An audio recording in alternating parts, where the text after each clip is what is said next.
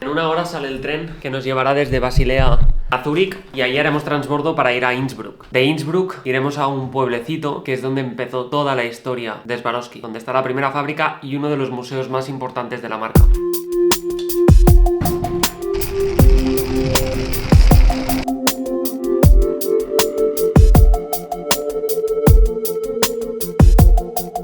Estamos haciendo el transbordo al tren que nos va a llevar a Innsbruck. Tenemos 3 horas de viaje. Tenemos un problema. No hemos reservado asientos y ahora mismo estamos en el pasillo de los baños porque no tenemos dónde sentarnos.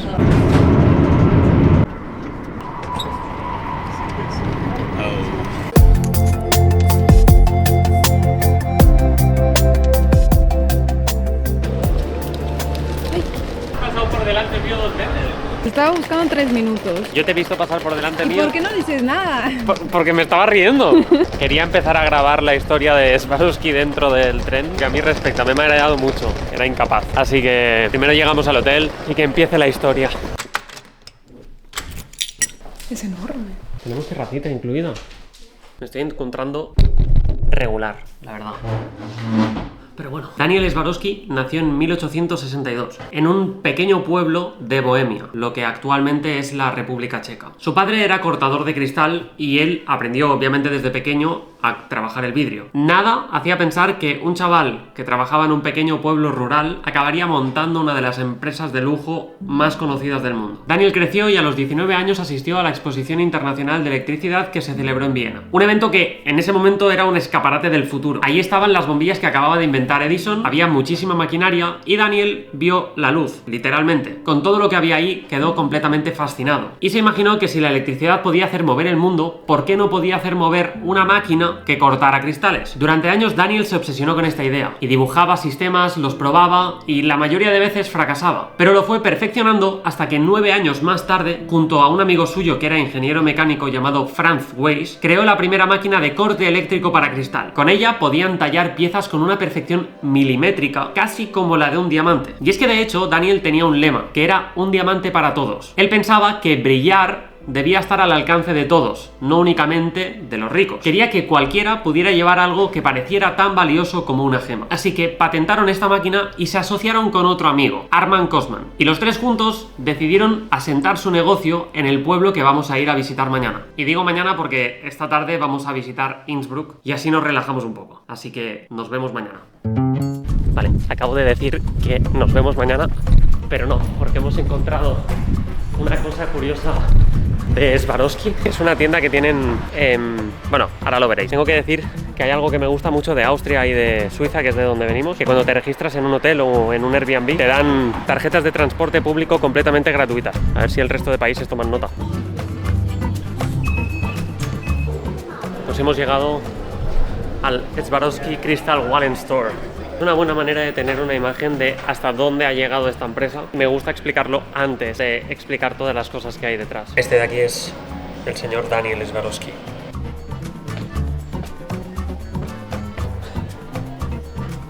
Brujas. Increíble Hulk por el módico precio de 750 euros. La verdad es que para no ser diamantes da muchísimo el pego por un diamante. No sé si se aprecia en cámara, pero es que brillan como si lo fuera, ¿eh? Deberías decir también por qué del cisne, porque Swarovski tiene la marca de... Sí, es la marca del cisne. Sí, pero ¿por qué? La marca Swarovski usa un cisne porque simboliza el amor eterno, la pureza, la elegancia y la nobleza.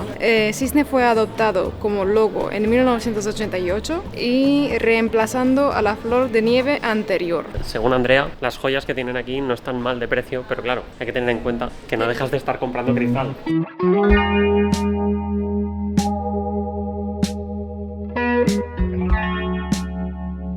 Este trozo de aquí, que es pequeñito, que de hecho aquí detrás hay una especie de bar donde te sirven vino y tal, es una nueva parte de Swarovski, que son los diamantes de laboratorio. Hace relativamente poco, al final del vídeo lo explicaré porque ya lo tenía pensado, que optaron por hacer diamantes falsos, bueno, falsos, de laboratorio. Te puedes comprar por el módico precio de 20.000 euros el club de Mickey y sus amigos.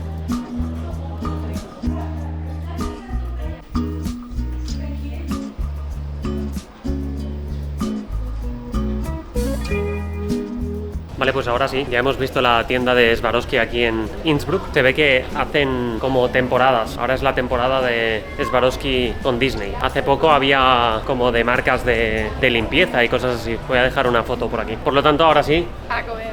nos vemos mañana.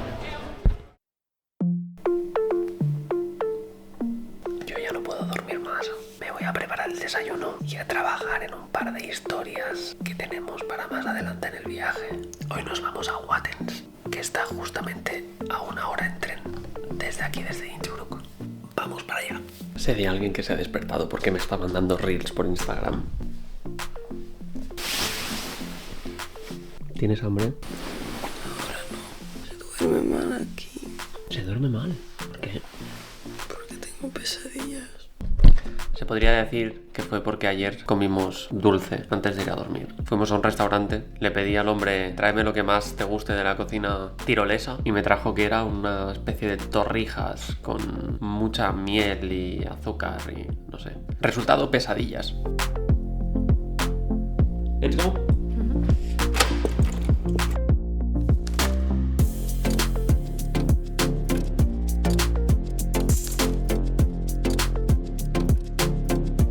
Este conductor de autobús era temerario, ¿no? Lo siguiente, y las frenadas que pegaban eran impresionantes. Y ayer me encontraba mal con el tren. El mareo que he pillado ahora no tiene sentido. Parece que hemos llegado a Wattens, lo que no sé dónde estamos. ¿Dónde está el Crystal Wallen? ¡Ah, mira! Swarovski. ¿Tú sabes por qué decidieron venir aquí los 3 amigos a montar la fábrica? A ver si lo adivinas. Estaban escondidos. No, Daniel y sus 2 socios decidieron montar la fábrica aquí porque está el río Inn, justo ahí al lado. Y el río les proporcionaba la energía hidroeléctrica necesaria para poder hacer funcionar las máquinas. Así que eso, montaron aquí donde vamos, que también a día de hoy es un museo, la primera fábrica, y empezaron a producir cristales en serie. De hecho, creo que todo esto es la fábrica, mira qué movida, ¿eh? Es enorme. Me imagino que en sus inicios no debía ser esta locura. A lo mejor, ayer le comenté a Andrea, nos aventuramos a ver si nos dejan entrar a verla. El tema está en que cuando montaron la fábrica, obviamente nadie podía competir con la velocidad de producción que tenía su empresa, y fue en ese momento cuando nació A. Cosman Daniel Swarovski & Co., la empresa con la que Daniel soñaba para que todo el mundo pudiera brillar, aunque más adelante, como a día de hoy, se convertiría en una empresa que es de lujo al alcance realmente de pocos. Y aquí viene la primera cosa extraña, y es que si buscas por internet, en Wikipedia mismo, aparece como Daniel Schwartz & Co., no Swarovski. Y es que más de uno dice que no se llamaba Swarovski, sino Schwartz, y que se cambió el apellido para esconder un origen incómodo. Pero eso te lo explicaré más adelante en el vídeo. ¿Cuánto crees que va a costar? 20. 52 euros por 2 personas. Duele. Gracias por la invitación. Teresa. Resulta que se entra por la fuente esta del inicio. Pues nada, 52 euros para ver el mundo de Swarovski. El tema está en que después de montar la fábrica, justo llegó la Primera Guerra Mundial. Y claro, en la guerra nadie necesita joyas, por lo que Daniel buscó una alternativa para poder sobrevivir. Así que decidió montar Tyrolit, que era una empresa que no se dedicaba al cristal, sino que era más bien la parte sucia del cristal. Básicamente se dedicaban a producir materiales para trabajar el metal. Y de hecho la idea de Daniel fue bastante buena porque no solo sobrevivieron, sino que salieron bastante más fuertes. Y en ese punto fue cuando la familia decidió dar un paso definitivo y le compró las acciones a sus 2 socios. Por lo tanto, la empresa pasó directamente a manos de Swarovski únicamente.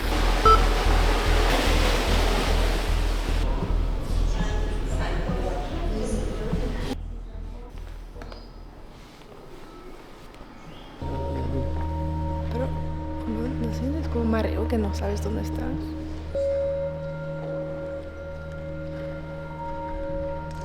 Llegaron los años 20 y Chanel ya usaba cristales Swarovski, así que esta pequeña fábrica que estaba en Wattens pasó a vestir a la alta sociedad europea. Pero detrás de todas las historias de éxito siempre se esconden trapos sucios, y nadie sabía hasta dónde llegaría esta familia para preservar su imperio. La fábrica no paraba de crecer, más empleados, más máquinas, más pedidos. Y es que ya no era solo una empresa, era un fenómeno global, pero habían aprendido una lección de la Primera Guerra Mundial. En tiempos de guerra, lo normal no es vender joyas, así que tenían que diversificar. Así que mientras, en los talleres de Wattens ya no solo fabricaban cristales para joyas o vestidos, sino que estaban experimentando con alguna cosa más. Ópticas de precisión, accesorios para armas, prismas, lentes. Con esto ya no buscaban aplausos, sino que lo que buscaban era objetivos en el horizonte. Aquellos ensayos plantarían la semilla de lo que más tarde sería esto, Swarovski Optik. No todo el que conoce Swarovski conoce esta división de la empresa, pero sigue viva y siguen vendiendo bastante. Oficialmente, la empresa se fundó en 1949. Y digo oficialmente porque sus orígenes se remontan a cuando Europa se estaba preparando, sin saberlo, para otra guerra.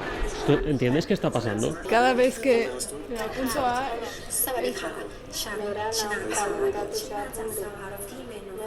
y hablan sobre los trabajadores, ¿no?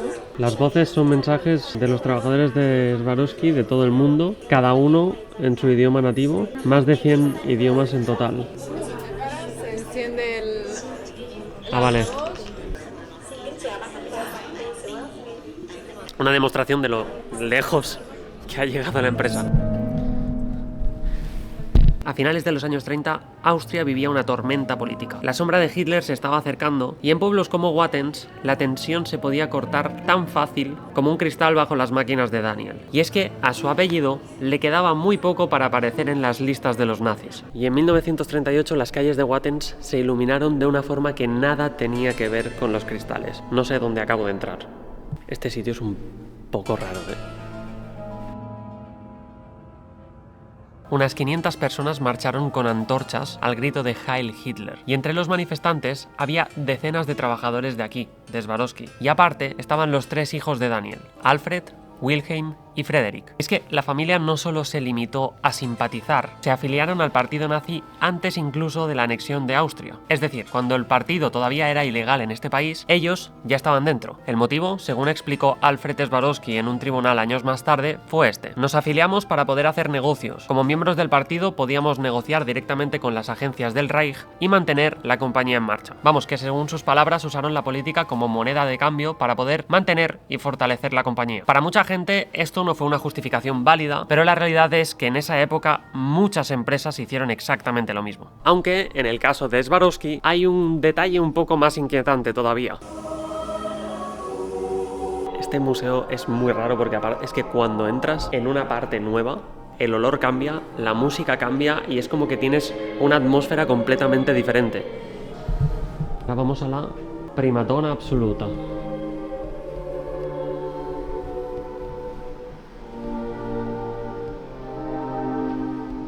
El Edén.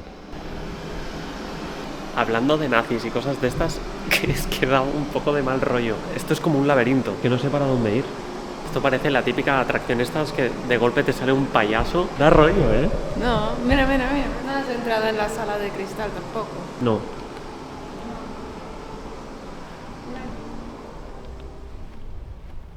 Eso está bien que estamos solos porque si no con la gente estaría mal, pero... What?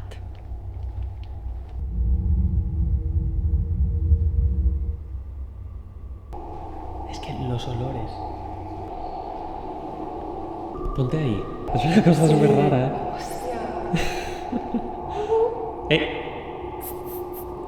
esto es la escala del Sol a 1.000 millones. O sea, solo tienes que multiplicar esto por 1.000 millones. Creo que se acaba aquí, Mira, Roots. El inicio. Ah, mira, los fundadores. Son sus hijos y sus nietos.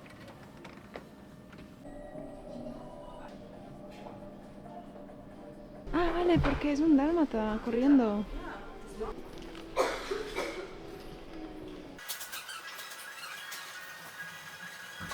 La impresión del museo es que es bastante trippy. Creo que no vale 26. Porque aparte es como muy corto. El tema inquietante, el del apellido Schwarz. Muchos aseguran que Daniel no se llamaba Daniel Swarovski, sino que originalmente se llamaba Daniel Schwarz y que cambió el apellido para ocultar que era judío. Algo que tendría sentido porque en ese momento ser judío podía costarte la vida. En los registros oficiales de la familia no se menciona nada que no sea Swarovski, pero el rumor sigue, nunca se ha borrado del todo desde la época nazi. Lo que sí se sabe es que la compañía donó 100.000 chelines a Hitler para que se construyera una casa de vacaciones aquí, en el Tirol. Y es que en ese momento la empresa se centró sobre todo en fabricar herramientas industriales y todavía más en esa rama de los binoculares y de las miras telescópicas. Es decir, que estaban sobre todo enfocados en material militar. En los 6 años exactos que duró la guerra pasaron de unos 500 a casi 1.200 trabajadores. Lo lógico sería pensar que después de la Segunda Guerra Mundial tendrían que pagar las consecuencias, pero si de la Primera Guerra Mundial salieron salieron fuertes, de esta Segunda Guerra Mundial salieron todavía más grandes. Aún así, la marca arrastra leyendas turbias, cosas que no salen en los archivos oficiales, pero que siguen vivas de boca en boca. Y es que según investigaciones históricas, hasta un 17% de la plantilla en esa época estaba formada por trabajadores forzados del régimen nazi. Aunque Swarovski nunca ha hecho públicos sus archivos de esa época, por lo que sigue siendo un misterio. Aunque mirando el aumento de beneficios que tuvieron durante la época, la sospecha es inevitable. Y el silencio de Swarovski es literal, porque en su cronología es un vacío que salta desde la época dorada de la moda en los años 20 hasta la posguerra. En 2018 la empresa tuvo una especie de intento de enfrentarse a su pasado y encargó a un historiador un informe sobre el rol que tuvo Swarovski durante la época del nazismo. Pero como no, una vez más, ese informe nunca se hizo público. El motivo lo explicó un portavoz de la empresa, alegando que las historias personales de los dueños no aportan nada al negocio. Eso sí, después de la guerra todo cambió, pero todavía faltaba por llegar un capítulo bastante turbio que no estaría relacionado con nazis, sino con adolescentes. Los años 50 fueron el verdadero renacimiento de Swarovski. Europa intentaba dejar atrás las ruinas y el lujo volvía a asomar la cabeza. Fue entonces cuando la empresa firmó una de sus jugadas maestras, una colaboración con Christian Dior. Lanzaron juntos el famoso efecto Aurora Borealis. Para la gente corriente era magia pura, pero en realidad tenía un truco. Swarovski aplicó un recubrimiento ultrafino de metales sobre la superficie de cristal. Esa capa invisible hacía que, al darle la luz, se descompusiera en todos los colores del arco iris. Era como si cada piedra llevara atrapada una aurora dentro. Los diseñadores se volvieron locos. Hollywood cayó rendido. Todo el mundo quería cristales Swarovski. Y Swarovski pasó de ser un apellido marcado por la guerra a convertirse otra vez en sinónimo de glamour. Puntualización, no es Wattens, es Wattens. Estamos intentando encontrar la entrada, pero no hay manera. Lo único que vemos son puertas de estas giratorias que van como con una tarjeta, pero no hay como una especie de recepción. Estamos dando toda la vuelta al recinto, que es enorme, y no encontramos nada. Así que durante esos años, los cristales que estaban construidos aquí ya estaban repartidos por todo el mundo: París, Nueva York, Los Ángeles. A Swarovski Optic tampoco le iba nada mal, tenía contratos millonarios con la industria militar y de la caza. Así que con el paso del tiempo la familia tenía tres frentes abiertos: el lujo con Swarovski Crystal, la industria con Tyrolit y la óptica de precisión con Swarovski Optic. Un imperio en expansión que facturaba millones y empleaba a miles de personas por todo el mundo. Hemos encontrado la recepción y la chica, con una cara un poco sorprendida, me ha dicho que no se permiten entrar cámaras. Entiendo que debe ser algo confidencial por el tema de, ¿no? A lo mejor por el desarrollo y todo lo que deben tener aquí dentro. Le he preguntado también si había algún sitio donde mantenían maquinaria antigua de los años 40 o de antes, o las originales, y la tía se ha quedado como un poco, no sé qué me estás preguntando. Así que nada, otra vez será. Pero bueno, durante muchos años todo siguió igual, la empresa se siguió expandiendo, hasta que en 2012 salió a la luz algo que había pasado en los años 60. Un periódico austríaco publicó los testimonios de varias mujeres que estuvieron internas en un centro estatal llamado San Martín. No era ni un colegio ni un internado, era lo que llamaban un centro de reeducación, donde ingresaban a mujeres, chicas adolescentes problemáticas, y lo hacían por orden judicial. Pero la realidad es que ahí no las educaban, sino que se pasaban horas trabajando cristales de Swarovski. Esas testigos lo contaron con pelos y señales. Trabajaban unas 10 horas, algunas recibían unas monedas de forma simbólica y algunas ni siquiera tenían compensación económica. Lo que sí que se llevaron fueron muñecas destrozadas, según ellas, de trabajar tantas horas día tras día para la empresa de los cristales. El tema está en que esto era un acuerdo entre el Estado y Swarovski. Swarovski pagaba al hogar, pero ese dinero nunca llegaba a las chicas. El gobierno acabó reconociendo que ese centro funcionaba como una fuente de obra barata camuflada de educación. Al destaparse todo esto, la empresa dijo que siempre lo hizo con la buena fe de que pensaba que ese dinero acabaría llegando a las mujeres que trabajaban. Pero, una vez más, dijeron que no tenían archivos de hace 50 años. Pero para las mujeres que habían trabajado durante tanto tiempo sin recibir una paga, eso solo eran palabras vacías. Se abrió una investigación al respecto y otra vez Swarovski dijo que encargaría un estudio para verificar qué había pasado durante esa época, un estudio que nunca ha salido a la luz. Una vez más, se quedaron en silencio. Supongo que por eso en la recepción siguen sin dejar hacer no photos, please. No fotos. Eso sí, otras empresas que sí que habían utilizado también la mano de obra barata de San Martín reconocieron el error, pero Swarovski nunca hizo pública una disculpa. Y de nuevo, en su historial oficial, esos años tampoco existen. Aún así, y como se puede comprobar porque no paran de salir trabajadores de Swarovski que se van a comer, para la empresa todo fluía. En 2017 llegaron a los 3.500 millones de euros de ventas y en 2017 también tenían 32.000 empleados por todo el mundo. El cisne parecía imparable, pero en 2020, con la pandemia, la cosa se tambaleó bastante. Tuvieron que cerrar 750 tiendas de todo el mundo y despidieron a más de 6.000 trabajadores. Fue la primera vez que la familia perdió el control de la empresa, porque hasta entonces en Swarovski todos actuaban como un clan. Esta decisión de cerrar estas tiendas y despedir los empleados la tomó Robert, un bisnieto de Daniel, y esto no gustó al resto de la familia porque decían que había roto la tradición y puso en riesgo la empresa. Como consecuencia de todo esto, la familia Swarovski, que llevaba dirigiendo la empresa durante más de 125 años, tuvo que ceder el control a un directivo externo. Y en 2022 llegó el primer CEO no familiar, Alexis Nassar, que sigue hasta día de hoy. Y hay que decir que la jugada a la familia le salió bastante bien porque el año pasado facturaron 1.906 millones de euros de nuevo después de casi 5 años en pérdidas. Y a día de hoy, como vimos ayer y como hemos visto hoy en el museo, el sueño ese de Daniel de un diamante para todos está más cerca que nunca, porque Alexis, después de entrar como CEO de la empresa, creó una ramificación de la empresa llamada Swarovski Created Diamonds. Y lo bestia es que esta parte de la empresa, desde que empezó, factura el 10% de las ventas de toda la empresa.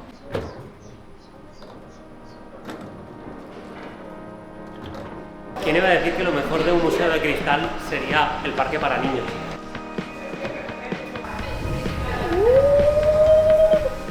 Pues está guapo, ¿eh?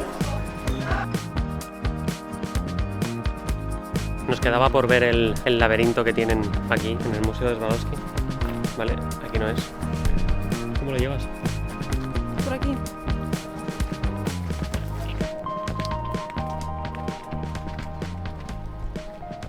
¿Te acuerdas por dónde hemos entrado? Luego empezará la parodia.